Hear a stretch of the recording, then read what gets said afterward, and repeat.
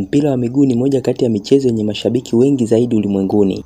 Maelfu kwa maelfu ya mashabiki humiminika viwanjani ili kuweza kushuhudia jinsi ambavyo timu wazipendazo zikicheza mpira, na wale ambao hukosa muda wa kuhudhuria katika viwanja hivyo hukaa majumbani kwao wakitazama kwenye televisheni. Hivyo ili kuweza kumudu idadi hiyo kubwa ya mashabiki, serikali au vilabu husika hujenga viwanja vikubwa sana ambavyo vitakuwa na uwezo wa kuchukua watu wengi zaidi, huku vikiwa na ubora mkubwa. Hivyo leo katika makala hii nimekuletea orodha ya viwanja vikubwa zaidi vya michezo ulimwenguni. Ili uweze kuvifahamu viwanja hivyo, hakikisha kuwa unaungana nami kuanzia mwanzo mpaka mwisho wa video hii. Kama bado hujasubscribe katika channel yetu, unasubiri nini? Hakikisha kuwa una subscribe kisha na bofya alama ya kengele ya notification. Kwani kwa kufanya hivyo utaweza kupitwa na video zetu zenye lengo la kukuburudisha na kukuelimisha. Mimi naitwa Dennis Jenson. Namba 1, Ronglado 1st of May Stadium. Uwanja huu unapatikana huko Korea Kaskazini katika kisiwa cha Ronglado kilichopo katika jiji la Pyongyang ambao ndio mji mkuu wa nchi hiyo. Inaelezwa kuwa ujenzi wa uwanja huo ulianza mnamo mwaka 1986 na ulikuja kukamilika mnamo mwaka 1989. Kwa mara ya kwanza uwanja huu ulifunguliwa mnamo tarehe 1 mwezi Mei mwaka 1989. Na tukio lake kuu la kwanza kabisa kufanyika katika uwanja huu lilikuwa ni tamasha la 13 la dunia la vijana na wanafunzi. Ili uweze kunielewa, wacha nikupe historia yake kwa ufupi juu ya nini ambacho kilisababisha Korea Kaskazini kujenga uwanja huu.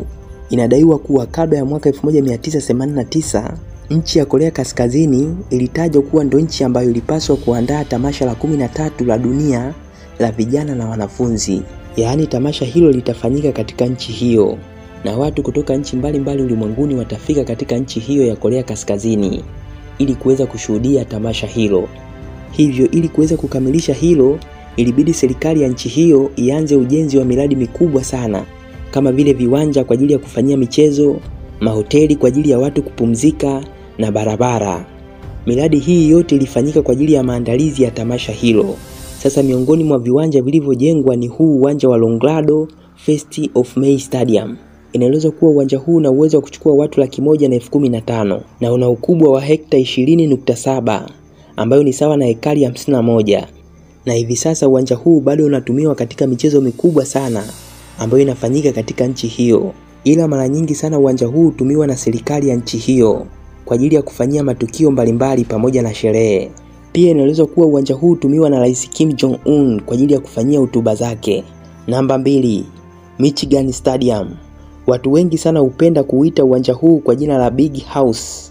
Huu ni uwanja wa mpira wa chuo kikuu cha Michigan kilichopo huko nchini Marekani, na ndio uwanja mkubwa zaidi katika nchi hiyo, na inadaiwa kuwa uwanja huu una uwezo wa kubeba watu 107,601, lakini umewahi kubeba watu mpaka 115,000.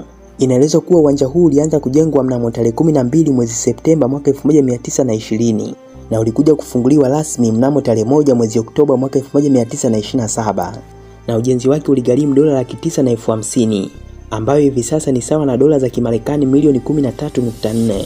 Moja ya jambo la kuvutia zaidi kuhusu uwanja huu ni kuwa uwanja huu uliundwa kwa nguzo maalum ili kuruhusu uwanja huu kupanuliwa ili kukidhi mahitaji. Inadaiwa kuwa pindi ambapo uwanja huu ulipojengwa ulikuwa na viti vya kutosha mashabiki 72,000. Hivyo kwa maana hii uwanja huu umekuwa ukiongezwa kulingana na uhitaji wa watumiaji mpaka kufikia hivi sasa ambapo una uwezo wa kubeba watu 107,601. Sasa inaelezwa kuwa wakati wa ujenzi wa uwanja huu, eneo hili lilikuwa na chemchemi kubwa sana ya maji, na maji hayo yalikuwa yanatumiwa na wanachuo wa chuo hicho cha Michigan University. Hivyo ikabidi wainue ardhi mnamo mwaka 1925 ili waweze kujenga uwanja huo. Yaani iliwabidi wachimbe shimo kubwa sana ambalo lina upana sawa na kiwanja hicho, na shimo hilo lina kazi ya kuhifadhi maji ambayo yanatokana na chemichemi. Baada ya kumaliza kuchimba shimo hilo, ndipo akajenga uwanja juu yake. Yaani uwanja upo juu na chini yake kuna maji mengi sana. Pia inaelezwa kuwa wakati wa uchimbaji wa shimo hilo, crane moja ilizama ndani ya shimo hilo na hawajafanikiwa kuitoa mpaka hii leo. Namba 3, Narendra Modi Stadium. Uwanja huu una uwezo wa kuchukua watu 132,000 na unamilikiwa na chama cha Gujarati. Pia watu wengi sana hupenda kuita uwanja huu kwa jina la Motera Stadium. Huu ni uwanja wa kimataifa unaopatikana katika jimbo la Gujarat nchini India. Inadaiwa kuwa uwanja huu hutumika katika mechi za ndani na za kimataifa, na uwanja huu ndio unashikilia nafasi ya kwanza kwa ukubwa zaidi huko nchini India. Hivyo serikali ya nchi hiyo mara nyingi sana hupenda kwenda kufanyia matukio yake katika uwanja huu kwa sababu una uwezo wa kubeba watu wengi sana kuliko viwanja vyote vinavyopatikana katika nchi hiyo. Namba 4, Camp Nou. Pia uwanja huu unajulikana kwa jina la Spotify Camp. Ni uwanja ulioko huko Barcelona, Uhispania, ambako ndio nyumbani kwa klabu hiyo. Inaelezwa kuwa uwanja huu ulifunguliwa kwa mara ya kwanza mnamo mwaka 1957 na hivi sasa uwanja huu unafanyika, lakini inaelezwa kuwa baada ya ukarabati huo kukamilika, uwanja huu utakuwa na uwezo wa kubeba watu wengi zaidi katika nchi hiyo ya Uhispania na Ulaya nzima, na utashika nafasi ya pili katika orodha ya viwanja vikubwa zaidi ulimwenguni vya kandanda. Wakati wa uwanja huu ulianza mwishoni mwa msimu wa mwaka 2022 mpaka mwaka 2023 na utakuja kukamilika mnamo mwezi Juni mwaka 2026. Uwanja huu umetumiwa katika mechi nyingi sana kubwa nchini humo, na uwanja huu ni mojawapo ya viwanja vilivyotumika wakati wa kombe la dunia la mwaka 1982 nchini Uhispania. Pia unatumika kufanyia sherehe mbalimbali za nchi pamoja na za kitamaduni. Inaelezwa kuwa mnamo mwaka 2022 huduma ya utayarishaji wa muziki itwayo Spotify ilifikia makubaliano na klabu ya Barcelona kupata haki ya jina la uwanja kwa miaka 8 katika mkataba wenye thamani ya dola za Kimarekani milioni 310. Hivyo kuanzia hapo uwanja huu ulibadilishwa jina na ukaanza kuitwa Spotify Camp Nou, na hiyo ilikuwa ni mnamo mwezi Julai mwaka huo 2022. Namba 5, FNB Stadium. FNB ni kifupisho cha neno First National Bank Stadium. Pia hujulikana kama Masoka City.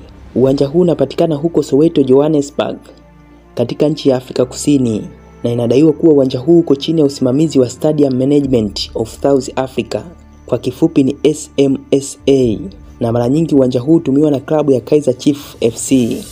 Pia hutumiwa katika mechi za kitaifa, na inaelezwa kuwa uwanja huu ndio unashikilia nafasi ya kwanza ya kuwa uwanja mkubwa zaidi barani Afrika, huku ukiwa na uwezo wa kubeba watu 95,736. Na katika uwanja huu ndiko ambako fainali za kombe la dunia zilipofanyika mnamo mwaka 2010 na walikuwa wakicheza Uholanzi na Uhispania. Inaelezwa kuwa uwanja huu ulifunguliwa rasmi mnamo tarehe 7 mwezi Oktoba mwaka 1989 na ulianza kujengwa mnamo mwaka 1987, lakini ulifanywa ukarabati na maboresho makubwa sana wakati wa kombe la dunia mnamo mwaka 2010. Pia huko Afrika Kusini uwanja huu hujulikana kwa jina la utani la Kalabashi, na hii ni kutokana na kuwa uwanja huu umefanana na chungu au kibuyu. Je, nini maoni yako kuhusu makala hii? Asante sana kwa kuwa nami kuanzia mwanzo mpaka mwisho wa video hii. Kama bado hujasubscribe katika channel yetu, unasubiri nini? Hakikisha kuwa una subscribe kisha na bofya alama kengele ya notification, kwani kwa kufanya hivyo hutaweza kupitwa na video zetu zenye lengo la kukuburudisha na kukuelimisha. Mimi naitwa Dennis Jenson, na kutakia wakati mwema na tukutane tena kwenye video nyingine. Asante na kwaheri.